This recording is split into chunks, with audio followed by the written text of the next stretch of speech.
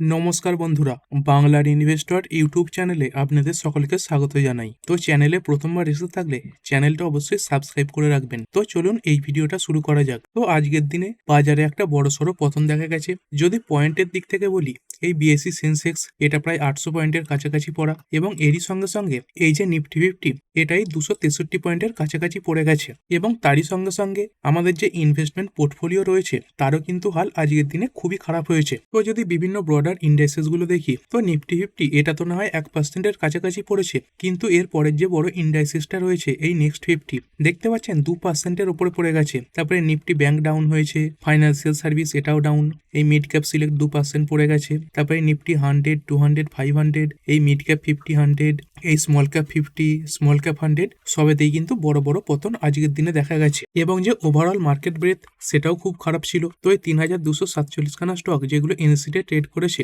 তাদের মধ্যে মাত্র 545 খানা বাড়া ছিল, এবং পড়া শেয়ার কতগুলো ছিল এই 2625 খানার মতো। তো এই যে মার্কেট পড়েছে, কেন পড়েছে, সেই সব ব্যাপার নিয়ে তো এর আগের ভিডিওতে ডিটেলসে আলোচনা করেছি, এবং এই ভিডিওতে আরও একটু ডিটেলসে আলোচনা করব, কিছু স্টক স্পেসিফিক আলোচনা করব। তো এই ডোনাল্ড ট্রাম্প কেন 500% ট্যারিফ বসিয়েছে, তো এর জন্য কোন কোন সেক্টরের উপর বড় ইম্প্যাক্ট পড়তে পারে, এবং এই ট্যারিফ থেকে কোন কোন সেক্টরগুলো বেঁচে যেতে পারে, সেইগুলো নিয়েই কিন্তু আলোচনা করব। তো সেই কারণে পুরো যে ডিটেলস সেটা জানা কিন্তু খুবই দরকার। তো আজকের দিনে এটা নিশ্চয়ই বুঝতে পেরেছেন যে ট্যারিফ রিলেটেড একটা খবরের কারণেই মার্কেটে এত বড় পতন দেখা গেছে। আর যদি ট্যারিফের কথা বলি, মানে আমেরিকা যে বিভিন্ন দেশের উপর ট্যারিফ লাগিয়ে রেখে দিয়েছে, তো সেই দিক থেকে যে হাইস্ট ট্যারিফ সেই জায়গাতে কিন্তু ইন্ডিয়া বিলং করছে। তো দেখতে পাচ্ছেন এই যে টপ 10খানা কান্ট্রি যেগুলোর উপর এই আমেরিকার সব থেকে বেশি ট্যারিফ রয়েছে, তার প্রথমেই কে রয়েছে, এই ইন্ডিয়া রয়েছে 50% ট্যারিফ। তো প্রথমে তো একটা 25% ট্যারিফ ছিল, এবং তারপরে রেসিপ্রোকাল ট্যারিফ হিসাবে আরো 25% বসিয়ে দেওয়া হয়েছিল। তো টোটাল 50% ট্যারিফ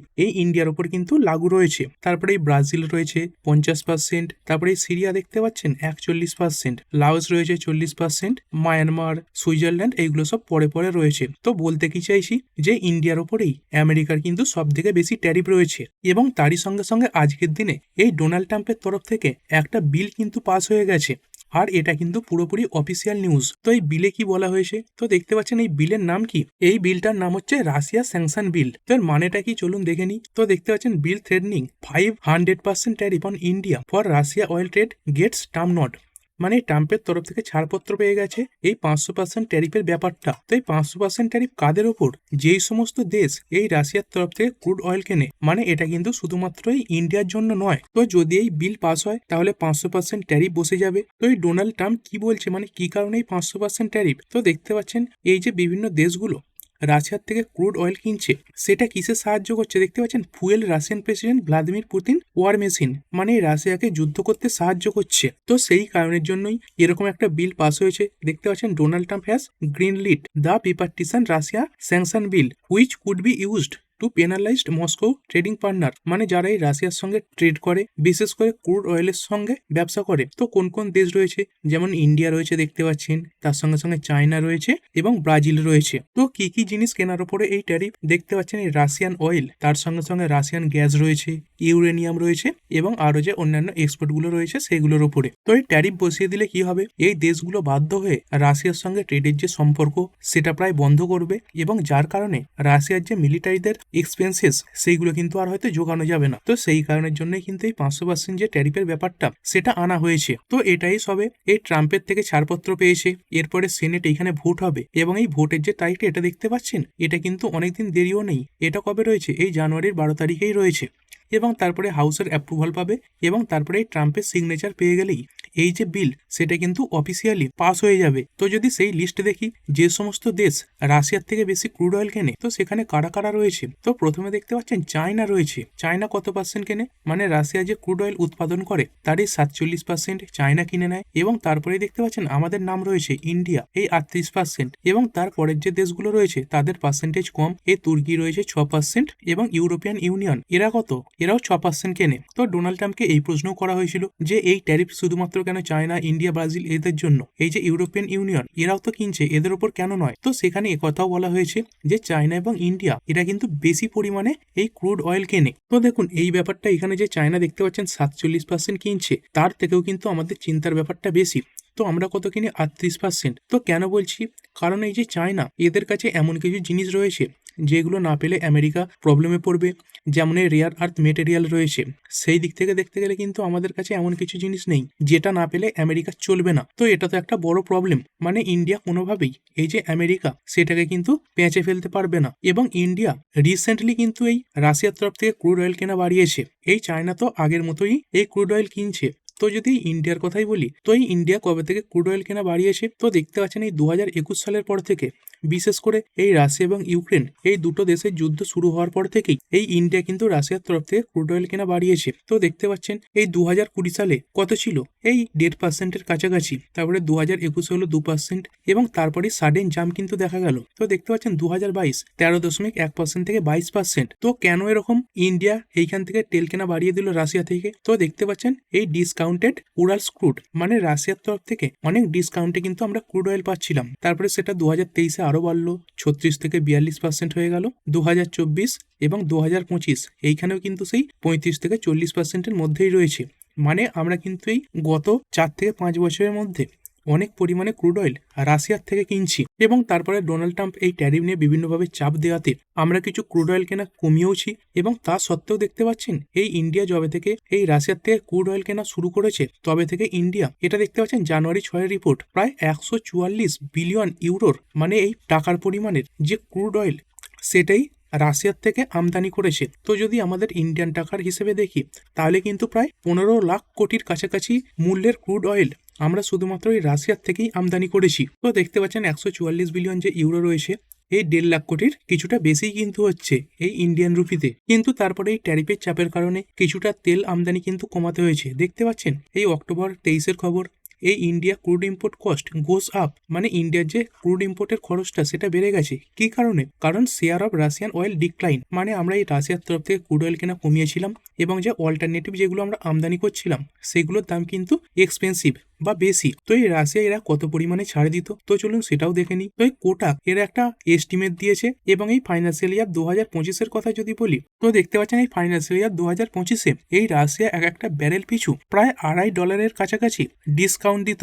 এবং বর্তমানে দেখতে পাচ্ছেন এই ডিসকাউন্ট কত, এই $4.7 পার ব্যারেল। তো এক একটা ব্যারেলে প্রায় কিন্তু 420-30 টাকার কাছাকাছি ছাড়েই রাশিয়ার যে ক্রুড অয়েল কোম্পানিগুলো তারা দিত। মানে রাশিয়ার থেকে আমরা কিন্তু অনেকটা কম দামি এই যে ক্রুড অয়েল সেটা কিনছিলাম। তো আমাদের ইন্ডিয়া দিনে কতগুলোই ক্রুড অয়েলের ব্যারেল আমদানি করে থাকে, তো যদি টোটাল হিসেব করে দেখি তাহলে টোটাল কিন্তু প্রায় 50 লাখ ব্যারেল আমরা এই বাইরের দেশ থেকে ক্রুড অয়েল আমদানি করি। এবং সেখানে রাশিয়ারও একটা বড় অংশীদারিত্ব রয়েছে, মানে অনেক টাকা কিন্তু ইন্ডিয়ার বাঁচত। এবং সেই কারণেই যদি দেখেন, মানে রাশিয়ার তরফ থেকে ছাড় পাওয়ার জন্যই ইন্ডিয়ার যে অ্যাভারেজ ক্রুড অয়েল ইম্পোর্টের কস্ট সেটা কিন্তু এই এক ব্যারেলে $60 নিচেই ছিল। তো বর্তমানে কি করবে, এই ইন্ডিয়া 500%-এর যে ট্যারিফ সেটা যাতে না লাগু হয় সেই কারণে রাশিয়ার থেকে ক্রুড অয়েলের যে ইম্পোর্ট সেটা আরো বেশি কমিয়ে দিতে পারে বা পুরোপুরি বন্ধ করে দিতে পারে। তো এর ফলে কাদের ক্ষতি হবে? ইন্ডিয়ার অয়েল কোম্পানিগুলোর ক্ষতি হবে, কারণ তাদেরকে এই এক্সপেন্সিভ যে ক্রুড অয়েল সেইগুলো আমদানি করতে হবে। তো এই কারণেই যদি দেখেন এই অয়েল সেক্টরে কাজ করা যে ইন্ডিয়ান কোম্পানিগুলো রয়েছে সেগুলোতে কিন্তু কিছুদিন ধরেই পতন দেখা যাচ্ছে। তো এই বড় বড় কোম্পানিগুলো আগে থেকে কিছুটা আন্দাজও করতে পারে এবং তার সঙ্গে সঙ্গে এরকম রিপোর্ট কিন্তু বাজারেও ঘুরছিল। তো দেখতে পাচ্ছেন এই রিলায়েন্স ইন্ডাস্ট্রি এই 5 দিনে প্রায় কিন্তু 7.21% পড়ে গেছে এবং আজকের দিনেও 2.23% পড়েছে। তারপরে যদি কথা বলি এই ভারত পেট্রোলিয়াম, আজকে 3.80% ডাউন। 5 দিনে কত পড়েছে? 5 দিনে এটা 7.5%-এর উপরে পড়া।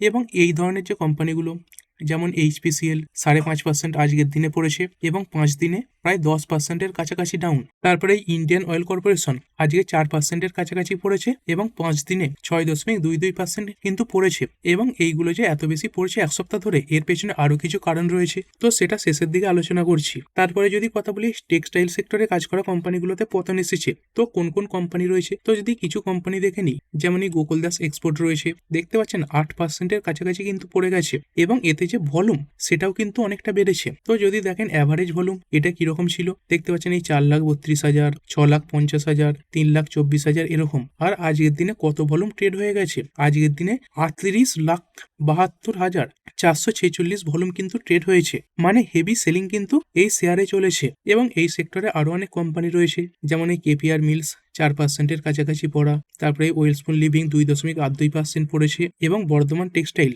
এটাও এই 2.5% কাছাকাছি পড়েছে। তো এরকম 2-3% পতন এরকম তো আজকে বেশিরভাগ স্টকেই দেখা গেছে। তারপরে আরো একটা সেক্টরের কোম্পানি পড়েছে, তো সেটা কি, সেটা হচ্ছে সি ফুডস। কারণ কি, কারণ এইগুলো আমরা আমেরিকাতে বেশি পরিমাণে এক্সপোর্ট করে থাকি এবং তার সঙ্গে সঙ্গে এই সি ফুডস বলুন, তার সঙ্গে সঙ্গে এই যে টেক্সটাইল, এগুলোর উপর কিন্তু আমেরিকার যে বর্তমান ট্যারিফ সেটাও অনেকটা বেশি রয়েছে। তো এইখান থেকে কিন্তু ট্যারিফ আরো বেশি বাড়তে পারে। তো এই সি ফুড সেক্টরে কেমন কেমন কোম্পানি রয়েছে, তো এই আভান্তি ফিডস রয়েছে, দেখতে পাচ্ছেন প্রায় 9%-এর কাছাকাছি ডাউন হয়ে গেছে। তবে একটা ভালো ব্যাপার, এই টেক্সটাইল কোম্পানিগুলোর মতো এতে কিন্তু অত বেশি ভলিউম ট্রেড হয়নি। তো যদি আভান্তি ফিডসের কথা বলি, তো দেখতে পাচ্ছেন এরকম যে অ্যাভারেজ ভলিউম এটা কিরকম ছিল, দেখতে পাচ্ছেন এই 7,85,000, 15,60,000, এই 3,94,000, 7,87,000, তারপরে এই 7,49,000 এবং আজকের দিনে কত, এই 16,40,000। মানে আগের কোম্পানিটার মতো অত বেশি ভলিউম কিন্তু বাড়েনি। এরকম ভলিউম তো এর আগেও ট্রেড হয়েছে, দেখতে পাচ্ছেন এই 15 লাখের ভলিউম ট্রেড হয়েছিল কিছুদিন আগেই। তারপরে আরো কিছু কোম্পানি যেমন এই অ্যাপেক্স ফ্রোজেন,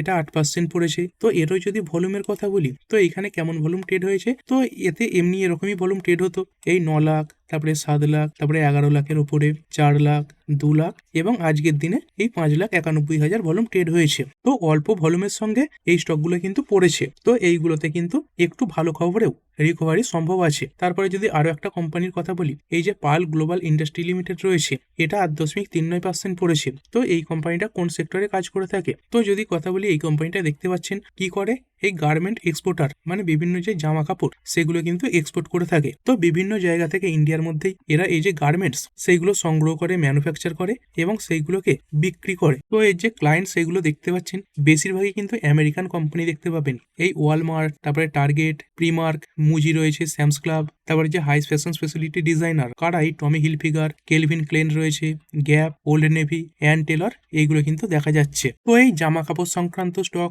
তার সঙ্গে সঙ্গে এই যে সি ফুড সংক্রান্ত স্টক এবং তার সঙ্গে সঙ্গে অয়েল যে কোম্পানিগুলো রয়েছে, এগুলোতেই কিন্তু সব থেকে বেশি বড় পতন দেখা গেল। এবং তারই সঙ্গে সঙ্গে কিছু এক্সেপশনও রয়েছে, মানে যেইগুলোর উপর ট্যারিফের যে প্রভাব সেগুলো হয়তো পড়বে না। তো যদি হাইয়েস্ট ট্যারিফের কথা বলি, মানে ইন্ডিয়ান যে জিনিসপত্র, তো কাদের উপর সব থেকে বেশি ট্যারিফ লাগানো রয়েছে, তো এই 50% ট্যারিফ মানে এরকমটা নয় যে ইন্ডিয়ান সব প্রোডাক্টের উপর 50% ট্যারিফ। কিছুর উপরে 50%-এর বেশিও রয়েছে, আবার কিছুতে 50%-এর কমও রয়েছে, আবার কিছুতে জিরো ট্যারিফও রয়েছে।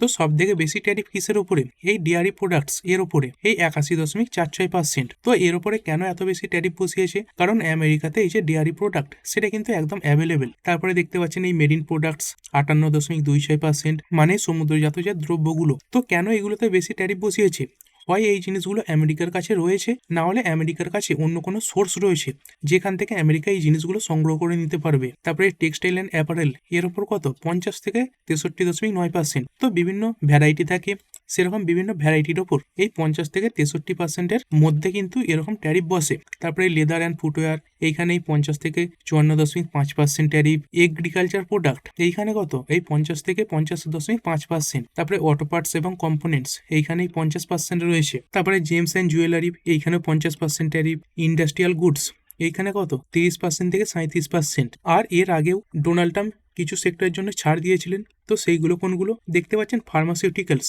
তো এই ইন্ডিয়া থেকে এমন কিছু ওষুধ আমেরিকাতে যায় যেগুলো কিন্তু আমেরিকা অন্যান্য কোনো জায়গা থেকে সংগ্রহ করতে পারবে না। তো দেখতে পাচ্ছেন এই সাপ্লাই চেইন সিকিউরিটির জন্য এই ফার্মাসিউটিক্যালস এর ওপর এই যে ট্যারিফ সেটা কিন্তু জিরো রাখা হয়েছে। তারপরে এই ইলেকট্রনিক্স, সেমিকন্ডাক্টরস এর ওপরেও জিরো রয়েছে ট্যারিফ। এবং তারপরে আরো একটা সেক্টর দেখা যাচ্ছে এই এনার্জি এবং ক্রিটিক্যাল মিনারেলস, এর ওপরেও কিন্তু 0% ট্যারিফ। তো এই আমেরিকার যে ক্রিটিক্যাল মিনারেলস এইটা অত্যন্ত দরকার। তার সঙ্গে সঙ্গে এই এনার্জি বলতে কি, মানে আমরা যে ক্রুড অয়েল এনে পরিশোধন করি, তো সেই পরিশোধিত যে তেল সেটা কিন্তু এই আমেরিকা আবার কিনে থাকে। তো সেই জিনিসগুলোর উপর কিন্তু 0% ট্যারিফ ছিল। তো মোট 3খানা জিনিসের উপর জিরো, ফার্মাসিউটিক্যালস, এই ইলেকট্রনিক্স প্রোডাক্ট এবং এনার্জি আর ক্রিটিক্যাল মিনারেলস প্রোডাক্ট। তবে এই যে পরিশোধিত তেল এর উপর কিন্তু ট্যারিফ এবার বেড়ে যেতে পারে। কি কারণে বলছি, কারণ বর্তমানে এই আমেরিকা ভেনেজুয়েলার থেকে কিন্তু প্রচুর পরিমাণে অয়েল পাবে। তো সেই জন্য হতে পারে এই যে অয়েল সেক্টরটা রয়েছে এর উপর ট্যারিফ বেড়ে যেতে পারে। এবং এটাকে আন্দাজ করেই যদি কথা বলি, এই অয়েল সেক্টরের কোম্পানিগুলো কিন্তু বিগত কয়েকদিন ধরেই পড়ছে, মানে জবে থেকে এই ভেনেজুয়েলা এবং আমেরিকার ব্যাপারটা সামনে এসেছে। তো ঠিক আছে, এই ভিডিওটা এখানেই শেষ করছি। পরের ভিডিওতে আরও কিছু স্টক স্পেসিফিক আলোচনা করা হবে। তো ঠিক আছে বন্ধুরা, আশা করছি ভিডিওটা আপনাদের ভালো লেগেছে। আপনি চাইলে এটাকে লাইক এবং শেয়ার করতে পারেন। আর শেয়ার মার্কেট সংক্রান্ত ডেইলি নিউজ আপডেট পেতে চ্যানেলটা সাবস্ক্রাইব করে রাখবেন এবং পাশে থাকা বেল আইকনটি টিপে অল অবশ্যই সিলেক্ট করে রাখবেন, যাতে পরবর্তী ভিডিওর নোটিফিকেশন আপনার কাছে সময় মতো পৌঁছে যায়। আর হ্যাঁ, ভিডিওটি শুধুমাত্র ইনফরমেশন এবং এডুকেশনাল পারপাসের জন্য বানানো হয়েছে। আমি সেবি রেজিস্টার্ড নই, তাই কোনো প্রকার শেয়ারে কোনো প্রকার বাই, সেল, হোল্ড বা অ্যাভারেজ করার কোনো সিদ্ধান্ত নেওয়ার আগে আপনার যে ফাইন্যান্সিয়াল অ্যাডভাইজার আছে তার সঙ্গে অবশ্যই আলোচনা করবেন। দেখা হচ্ছে পরের ভিডিওতে। ধন্যবাদ।